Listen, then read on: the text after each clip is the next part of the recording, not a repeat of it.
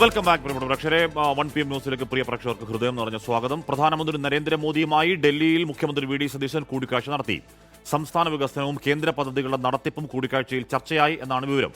മുഖ്യമന്ത്രിയായ ശേഷം V D Satheesan ആദ്യമായാണ് പ്രധാനമന്ത്രിയെ കണ്ടത്. ഉച്ചതിരിഞ്ഞ് കേന്ദ്ര ധനമന്ത്രി നിർമ്മലാ സീതാരാമനെയും മുഖ്യമന്ത്രി വി ഡി സതീശൻ കാണും. ലോക് കല്യാൺ മാർഗിലെ പ്രധാനമന്ത്രിയുടെ വസതിയിൽ വെച്ചായിരുന്നു ചർച്ച. മുഖ്യമന്ത്രിയായ ശേഷം വി ഡി സതീശൻ പ്രധാനമന്ത്രിയുമായി നടത്തുന്ന ആദ്യ കൂടിക്കാഴ്ച 40 മിനിറ്റോളം കൂടിക്കാഴ്ച നീണ്ടു. റെയിൽവേ, എയിംസ്, ദേശീയപാത വികസനം തുടങ്ങി കേരളത്തിന്റെ ആവശ്യങ്ങൾ ചർച്ചയായതായാണ് സൂചന. സംസ്ഥാനത്തിന്റെ വികസനവും കേന്ദ്ര പദ്ധതികളുടെ നടത്തിപ്പും കൂടിക്കാഴ്ചയിൽ ഉയർന്നു. കഥകളി രൂപം മുഖ്യമന്ത്രി പ്രധാനമന്ത്രിക്ക് നൽകി. ചീഫ് സെക്രട്ടറി എ ജയതിലക്, മുഖ്യമന്ത്രിയുടെ secretary Rathan U Khelkar, OSD NSK Umesh എന്നിവരും മുഖ്യമന്ത്രിക്കൊപ്പം ഉണ്ടായിരുന്നു. ധനമന്ത്രി നിർമ്മലാ സീതാരാമനുമായും മുഖ്യമന്ത്രി കൂടിക്കാഴ്ച നടത്തും. സംസ്ഥാനം സാമ്പത്തിക പ്രതിസന്ധിയിലൂടെ കടന്നുപോകുന്ന സാഹചര്യത്തിൽ നടക്കുന്ന കൂടിക്കാഴ്ച നിർണായകമാണ്. നാളെ ആഭ്യന്തരമന്ത്രി അമിത്ഷായുമായും മുഖ്യമന്ത്രി കൂടിക്കാഴ്ച നടത്തിയേക്കും. 24 ഡൽഹി.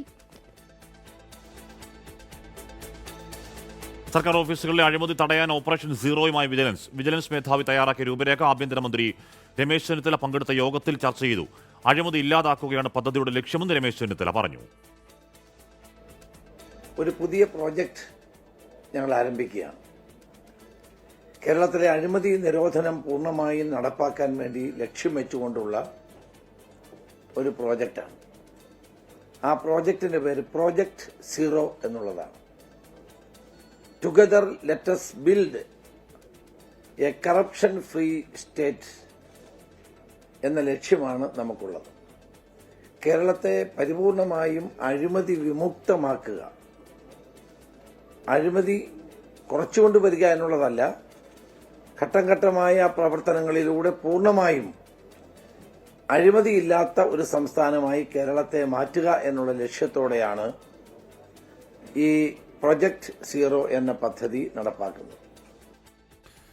വിജിലൻസ് മാനുവൽ പരിഷ്കരിക്കാനും തീരുമാനമായി. മേഘന മുരളി ആ വാർത്തയുടെ ഏറ്റവും പുതിയ വിവരങ്ങൾ ചേർന്നു. മേഘന, സ്വാഗതാർഹമായ പദ്ധതിയാണ്. പക്ഷേ ഓപ്പറേഷൻ സീറോ എന്നതിൻ്റെ മോഡസ് ഓപ്പറാൻഡി, അതിൻ്റെ രീതികൾ എങ്ങനെയാണ് AI ക്യാമറകളുടെ ഇൻകോർപ്പറേഷൻ, ഏതൊക്കെ രീതിയിൽ ആ സ്വപ്നത്തിലേക്ക് എത്താൻ കഴിയും എന്നുള്ളതാണ് ആഭ്യന്തരമന്ത്രിയുടെ പ്രതീക്ഷ.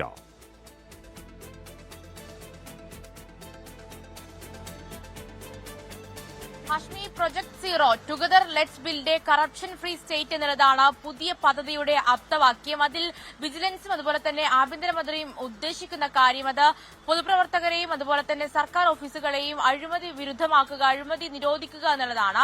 അതുമായി ബന്ധപ്പെട്ട് പുതിയ സാങ്കേതിക വിദ്യകൾ ഉപയോഗിച്ചുകൊണ്ടുള്ള പ്രവർത്തന രീതിയാണ് മുന്നോട്ട് വയ്ക്കുകയും ചെയ്യുന്നത്. കാരണം ഇപ്പോൾ പുതിയ രീതിയിലൂടെയാണ് ഈ അഴിമതി നടക്കുന്നത്. പലരും ഗൂഗിൾ പേയിലൂടെയൊക്കെ പണം അയച്ചു വാങ്ങുന്നു. അതുപോലെ തന്നെ പുതിയ സാങ്കേതിക വിദ്യകൾ ഉപയോഗിക്കുന്നു. അതുകൊണ്ട് തന്നെ പുതിയ സാങ്കേതിക വിദ്യകൾ ഉപയോഗിച്ചുകൊണ്ടുള്ള അഴിമതി നിരോധനമാണ് വിജിലൻസ് ഇതുവഴി ലക്ഷ്യവെക്കുകയും ചെയ്യുന്നത്. ഇതിന്റെ ഒരു കരടാണ് നിലവിൽ തയ്യാറാക്കിയിട്ടുള്ളത്. ഇതിൽ ആഭ്യന്തരമന്ത്രിയെ ചുമതലയേറ്റ ശേഷം രമേശ് ചെന്നിത്തല ആദ്യമായാണ് ഇന്ന് വിജിലൻസ് ആസ്ഥാനത്ത് എത്തുന്നത്. അതിനുശേഷം ഉന്നത ഉദ്യോഗസ്ഥരുമായും അതുപോലെ തന്നെ വിജിലൻസ് മേധാവി മനോജ് എബ്രഹാമുമായി ചർച്ച നടത്തി. ആ ചർച്ചയിലാണ് ഈ കരട് പദ്ധതിക്ക് രൂപം കൊടുക്കുകയും അതിന്റെ ഒരു അംഗീകാരം ലഭിക്കുകയും ചെയ്തിട്ടുള്ളത്. അതിന്റെ പ്രവർത്തനം ഇന്നു മുതൽ തുടങ്ങുമെന്നുള്ളതാണ് രമേശ് ചെന്നിത്തല പറയുന്നത്. അതുപോലെ തന്നെ സർക്കാർ ഓഫീസുകളിലൊക്കെ ഈ പ്രൊജക്ട് സീറോ പദ്ധതിയുടെ ഭാഗമായി AI ക്യാമറകൾ വയ്ക്കും. അതുപോലെ തന്നെ പുതിയ സാങ്കേതിക വിദ്യകൾ എന്തൊക്കെയാണ് ഉൾപ്പെടുത്തേണ്ടതെന്നടക്കമുള്ള കാര്യങ്ങൾ അത് പരിഷ്കരിക്കുമെന്നുള്ള കാര്യമാണ് പറയുന്നത്. മുഖം മിനുക്കാൻ ഒരുങ്ങുകയാണ് വിജിലൻസ്. അതുപോലെ തന്നെ അതിൽ ഈ പ്രധാനമായും പറയുന്ന കാര്യം വിജിലൻസ് മാനുവൽ പരിഷ്കരിക്കുമെന്നുള്ളതാണ്.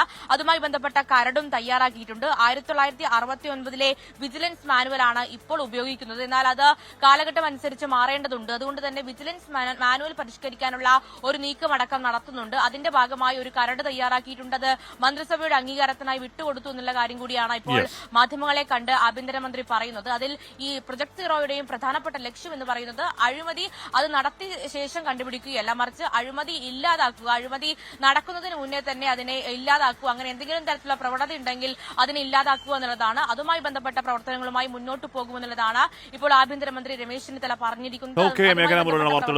ഓപ്പറേഷൻ തൂഫാന് പിന്നാലെയാണ് പുതിയ പദ്ധതി ഓപ്പറേഷൻ സീറോ, പ്രൊജക്ട് സീറോ. ശസ്ത്രക്രിയക്കിടെ വയറ്റിൽ കത്രിക കുടുങ്ങി ദുരിതത്തിലായ ഹർഷിന സമര പരമ്പരക്കൊടുവിൽ സർക്കാർ ജോലിയിൽ പ്രവേശിച്ചു. കോഴിക്കോട് മെഡിക്കൽ കോളേജിലെ മാതൃ ശിശു സംരക്ഷണ കേന്ദ്രത്തിൽ ഓഫീസ് അസിസ്റ്റന്റായി ഹർഷിന ജോലിയിൽ കയറി.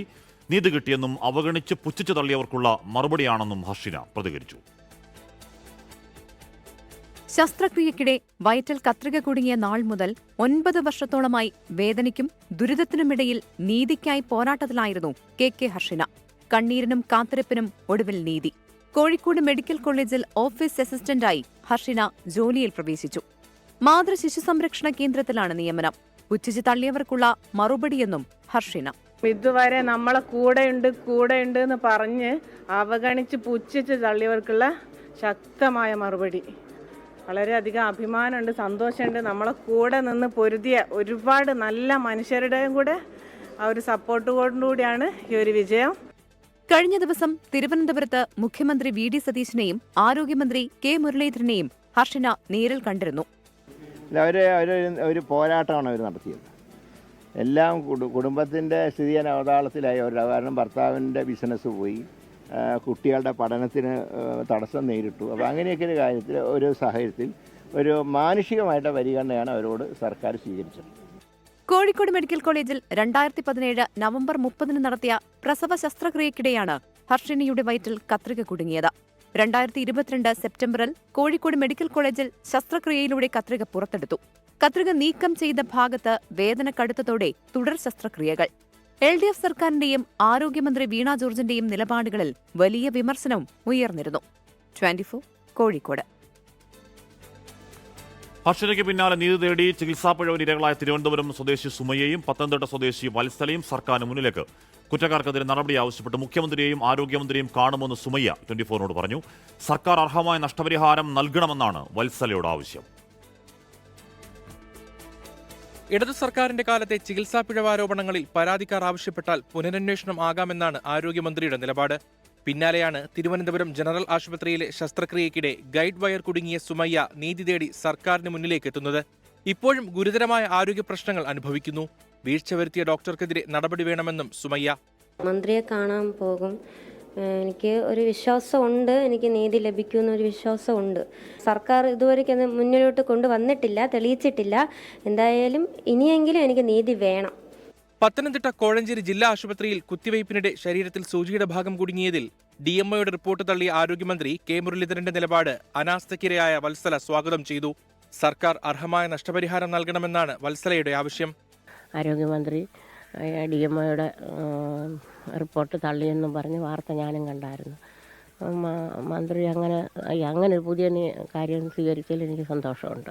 മറ്റെന്താ, എനിക്ക് നഷ്ടപരിഹാരം കിട്ടണം ഇനിയിപ്പോൾ അങ്ങനെ. ഇതിനിടെ കാലിൽ തുളഞ്ഞു കയറിയ മരക്കഷ്ണങ്ങൾ നീക്കാതെ തിരുവനന്തപുരം മെഡിക്കൽ കോളേജിൽ ശസ്ത്രക്രിയ നടത്തിയെന്ന പരാതിയിൽ ആരോഗ്യമന്ത്രി കെ മുരളീധരൻ റിപ്പോർട്ട് തേടി. ജില്ലാ മെഡിക്കൽ ഓഫീസറോടാണ് റിപ്പോർട്ട് ആവശ്യപ്പെട്ടത്. ഭരതന്നൂർ സ്വദേശി വി മധുവാണ് ഗുരുതരമായ അനാസ്ഥയുടെ ഇരയായത്. 24 തിരുവനന്തപുരം. മാസപ്പടി കേസിൽ CMRL തിരിച്ചടി. മുൻ മുഖ്യമന്ത്രി പിണറായി വിജയന്റെ മകൾ വീണ വിജയന്റെ കമ്പനി എക്സാലോജിക്കും CMRലും തമ്മിൽ ഇടപാടിലെ ED അന്വേഷണം നിർത്തിവെക്കണമെന്ന ആവശ്യം ഹൈക്കോടതി തള്ളി. അന്വേഷണം തടയണമെന്നാവശ്യപ്പെട്ട് CMRലാണ് കോടതിയെ സമീപിച്ചത്. മാസപ്പടി കേസിൽ എൻഫോഴ്സ്മെന്റ് ഡയറക്ടറേറ്റിന് ആശ്വാസം. അന്വേഷണം തടസ്സങ്ങളില്ലാതെ മുന്നോട്ട് കൊണ്ടുപോകാം. ED അയച്ച സമൻസുകൾ ചോദ്യം ചെയ്തും അന്വേഷണം റദ്ദാക്കണമെന്നാവശ്യപ്പെട്ടാണ് CMRL കോടതിയെ സമീപിച്ചത്. എന്നാൽ അന്വേഷണത്തിൽ ഇടപെടാൻ ഹൈക്കോടതി വിസമ്മതിച്ചു. കമ്പനി ഉദ്യോഗസ്ഥർ EDക്ക് മുന്നിൽ ഹാജരാകണമെന്നും അന്വേഷണവുമായി സഹകരിക്കണമെന്നും നിർദ്ദേശം.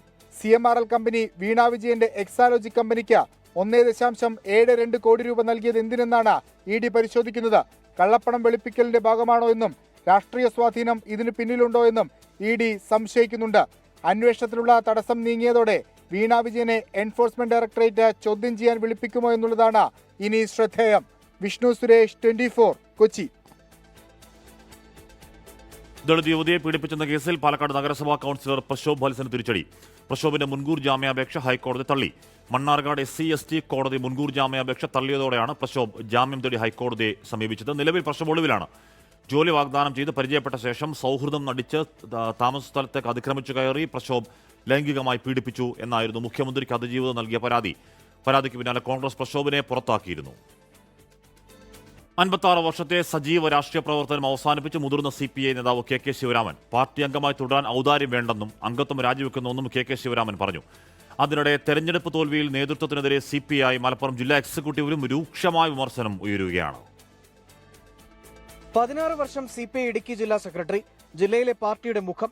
പീരുമേട്ടിലെ തെരഞ്ഞെടുപ്പ് തോൽവിയുമായി ബന്ധപ്പെട്ട് സ്ഥാനാർത്ഥിക്കെതിരെ രൂക്ഷ വിമർശനം ഉന്നയിച്ചിരുന്നു. ഇതിന് പിന്നാലെ അടിയന്തര എക്സിക്യൂട്ടീവ് ചേർന്ന് ജില്ലാ എക്സിക്യൂട്ടീവിൽ നിന്നും ജില്ലാ കൌൺസിലിൽ നിന്നും കെ ശിവരാമനെ പുറത്താക്കി. പാർട്ടി അംഗമായി തുടരാമെന്ന് ജില്ലാ സെക്രട്ടറി കെ സലീംകുമാർ പറഞ്ഞിരുന്നു. എന്നാൽ പാർട്ടി അംഗമായി തുടരാമെന്ന ഔദാര്യം വേണ്ടെന്നായിരുന്നു കെ ശിവരാമന്റെ മറുപടി. രേഖാമൂലം എന്നെ അറിയിച്ചിട്ടൊന്നുമില്ല, അതിൻ്റെ ആവശ്യമില്ല. 56 വർഷക്കാലം നീണ്ടുനിന്ന രാഷ്ട്രീയ പ്രവർത്തനത്തിന് ഞാനിവിടെ വിരാമം കുറിക്കുകയാണ്. അദ്ദേഹം സെക്രട്ടറി ആയിരിക്കുന്ന ഒരു പാർട്ടി ഘടകത്തിൽ പാർട്ടി മെമ്പറായി തുടരുക എനിക്ക് ബുദ്ധിമുട്ടുള്ള കാര്യമാണ്. അദ്ദേഹത്തിനും അത് അപമാനകരമായിരിക്കും.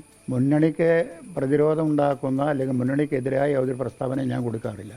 തെരഞ്ഞെടുപ്പ് തോൽവിയിൽ നേതൃത്വത്തിനെതിരായ വിമർശനങ്ങൾ തുടരുകയാണ്.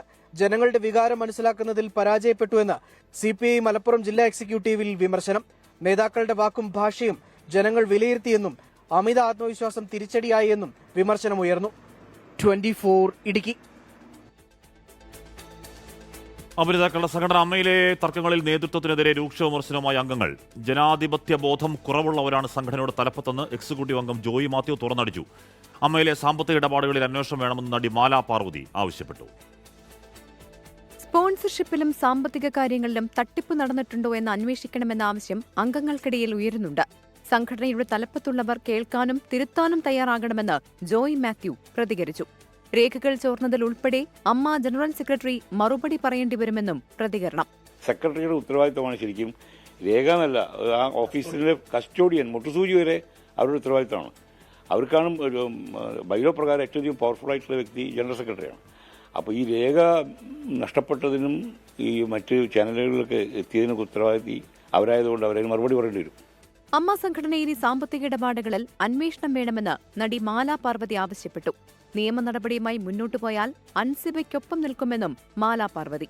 അന്വേഷിക്കണം എന്നാണ് എനിക്ക് പറയാനുള്ളത്. കയ്യൂക്കുള്ളവൻ കാര്യക്കാരൻ എന്ന് പറയുന്നത് പോലെ ഈസിയിൽ ശബ്ദമുയർത്തി പ്രസിഡന്റിനെ അടക്കം അടച്ച് ആക്ഷേപിച്ച് അവിടെ ഇരുത്തുന്ന ഒരു രീതി ഉണ്ടെന്നാണ് കേൾക്കുന്നത്. നമുക്ക് ഒരാളെ ടാർഗറ്റ് ചെയ്യുന്നു എന്ന് തോന്നുമ്പോൾ ഞാൻ അവരുടെ കൂടെ നിൽക്കുന്ന ഒരാളാണ്. എനിക്ക് ആരാണോ ശരിയെന്ന് തോന്നുന്നു അവരുടെ കൂടെ ഞാൻ നിൽക്കും. സംഘടനയ്ക്കുള്ളിലെ പ്രശ്നത്തിൽ സർക്കാരിന്റെ ഇടപെടൽ ആവശ്യമില്ല എന്ന് സാംസ്കാരിക മന്ത്രി PC വിഷ്ണുനാഥ് പ്രതികരിച്ചു. ഗവൺമെൻറ് ഇടപെടേണ്ട ഒരു ഘട്ടം വരുവാണെങ്കിൽ തീർച്ചയായും ഗവൺമെൻറ്റിൻ്റെ ഭാഗത്തുനിന്നുള്ള ഇടപെടൽ ഉണ്ടാകും. സിനിമാ മേഖലയുമായി ബന്ധപ്പെട്ട കാര്യങ്ങൾ സിനിമാ സംഘടനകളുമായി ബന്ധപ്പെട്ട് ചർച്ച ഉടനെ തന്നെ വിളിക്കുന്നുണ്ട്. അതേസമയം ടിനി ടോമിനെതിരെ നിയമ നടപടി സ്വീകരിക്കാനുള്ള ഒരുക്കത്തിലാണ് അൻസിബ. 24 കൊച്ചി. അതിനിടെ ചലച്ചിത്ര അക്കാദമി ചെയർമാനാവാനുള്ള സാധ്യത തള്ളാതെ ജോയി മാത്യു എന്ന ദീപക് ധർമ്മടം റിപ്പോർട്ട് ചെയ്യുന്നുണ്ട്. ബന്ധപ്പെട്ടവർ ചലച്ചിത്ര അക്കാദമി ചെയർമാനാകാമെന്ന് ചോദിച്ചു എന്നും ജോയി മാത്യു 24നോട് നോക്കാം എന്ന മറുപടി നൽകിയതായി ജോയി മാത്യു പറയുന്നു. യോഗ്യതയുള്ള നിരവധി പേരുണ്ടെന്നും ജോയി മാത്യു കൂട്ടത്തിൽ പറയുന്നുണ്ട്. 12ാം ക്ലാസ് പരീക്ഷാ മൂല്യനിർണ്ണയ വിവാദത്തിനിടെ പിഴവ് സമ്മതിക്കുന്നു CBSE. വിദ്യാർത്ഥിയുടെ ഉത്തരക്കടലാസ് മാറിപ്പോയെന്നാണ് കുറ്റസമ്മതം. വെബ്സൈറ്റിലെ പ്രശ്നങ്ങൾ കാരണം സൈബർ ആക്രമണം ആകാമെന്ന് മദ്രാസ് IITയുടെ നിഗമനം. CBSE പുനർമൂല്യനിർണ്ണയ പ്രക്രിയയ്ക്കിടെ CBSE അപ്ലോഡ് ചെയ്ത ഫിസിക്സ് ഉത്തരക്കടലാസിന്റെ സ്കാൻ ചെയ്ത കോപ്പി തന്റേതല്ലെന്ന് ഡൽഹി സ്വദേശിയായ വിദ്യാർത്ഥി വേദാന്ത് അവകാശപ്പെട്ടതോടെയാണ് വിവാദം പൊട്ടിപ്പുറപ്പെട്ടത്. തനിക്ക് ലഭിച്ച ഫിസിക്സ് ഉത്തരക്കടലാസിനോടൊപ്പം കമ്പ്യൂട്ടർ സയൻസ്, ഇംഗ്ലീഷ് ഉത്തരക്കടലാസുകളും നിരത്തിയാണ് വേദാന്ത് കൈയക്ഷരത്തിലെയും ഘടനയിലെയും വ്യത്യാസം വ്യക്തമാക്കിയത്. എന്നാൽ 2 ദിവസത്തിനിടെ അതിരൂക്ഷമായ സൈബർ ആക്രമണമാണ് വേദാന്ത് നേരിട്ടത്. പാകിസ്ഥാൻ അക്കൗണ്ടാണെന്നും CBSEയുടെ വിശ്വാസ്യത തകർക്കാനുള്ള ശ്രമമെന്നും ആരോപണങ്ങൾ ഉയർന്നു. എന്നാൽ ഒടുവിൽ പിഴവ് പറ്റിയതായി സംബന്ധിച്ച് CBSE തന്നെ വേദാന്തിന് ഇമെയിൽ അയച്ചു. യഥാർത്ഥ ഉത്തരക്കടലാസ് ഇമെയിലിൽ അയച്ചു നൽകി. തനിക്ക് ലഭിച്ച യഥാർത്ഥ ഉത്തരക്കടലാസിലും മൂല്യനിർണ്ണയത്തിൽ പ്രശ്നങ്ങളുണ്ടെന്നും പുനർമൂല്യനിർണ്ണയത്തിന് അപേക്ഷ നൽകുമെന്നും വേദാന്ത് വ്യക്തമാക്കി. അതേസമയം CBSE വെബ്സൈറ്റിലെ സാങ്കേതിക പ്രശ്നങ്ങൾക്ക് കാരണം സൈബർ ആക്രമണമാകാനും സാധ്യതയുണ്ടെന്ന് Madras IIT director V Kamakoti പ്രതികരിച്ചു. വിദ്യാഭ്യാസ മേഖലയിലെ വെബ്സൈറ്റുകൾക്ക് നേരെ സൈബർ ആക്രമണം പതിവെന്നും ഇക്കാര്യങ്ങൾ മദ്രാസ് IITയിൽ നിന്നുള്ള 2-അംഗ വിദഗ്ധ സംഘം പരിശോധിച്ചു വരികയാണെന്നും അദ്ദേഹം വ്യക്തമാക്കി. 24 ഡൽഹി. ഹജ്ജ് കർമ്മങ്ങളുടെ ഭാഗമായി അറഫ സംഗമത്തിനുള്ള കാത്തിരിപ്പിലാണ് തീർത്ഥാടക ലക്ഷങ്ങൾ. തീർത്ഥാടകരിൽ ഭൂരിഭാഗവും ഇതിനോടകം അറഫയിലെത്തി. അറഫയിൽ നിന്നും ജലീൽ കണ്ണമംഗലം ചേരുന്നു. ഹജ്ജിന്റെ ഏറ്റവും പ്രധാനപ്പെട്ട കർമ്മമായ അറഫ സംഗമത്തിലാണ് തീർത്ഥാടകർ ഇപ്പോഴുള്ളത്.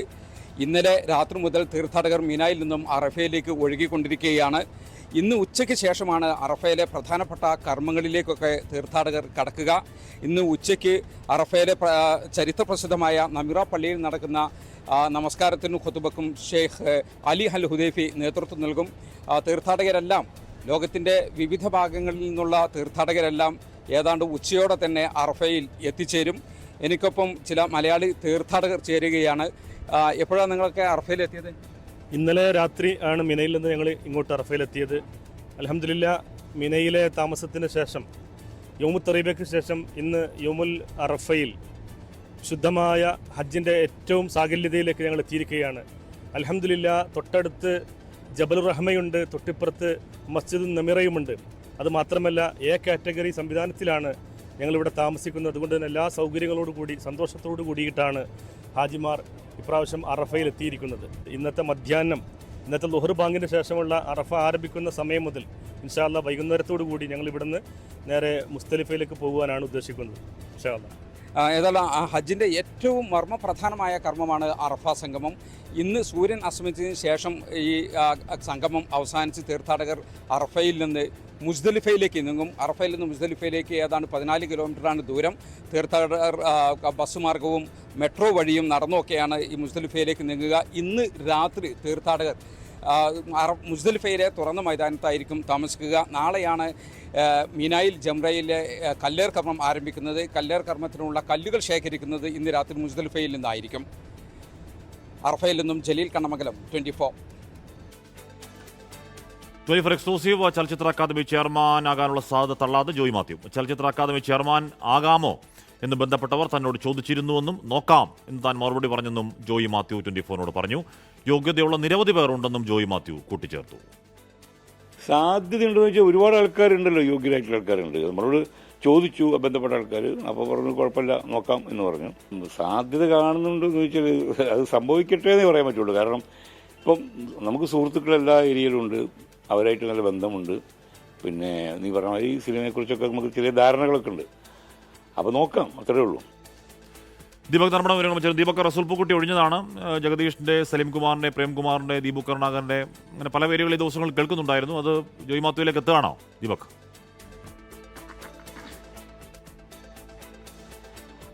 ഹാഷ്മി, ജോയ് മാത്യുവിലേക്ക് എത്തുന്നതിൻ്റെ സൂചനകളാണ് കാണാനുള്ളത്. കാരണം ജോയ് മാത്യുവിനെ ഔദ്യോഗികമായി ബന്ധപ്പെട്ടവർ സംസാരിച്ചു, ഈ ചുമതല ഏറ്റെടുക്കാമോ എന്ന് ചോദിച്ചു.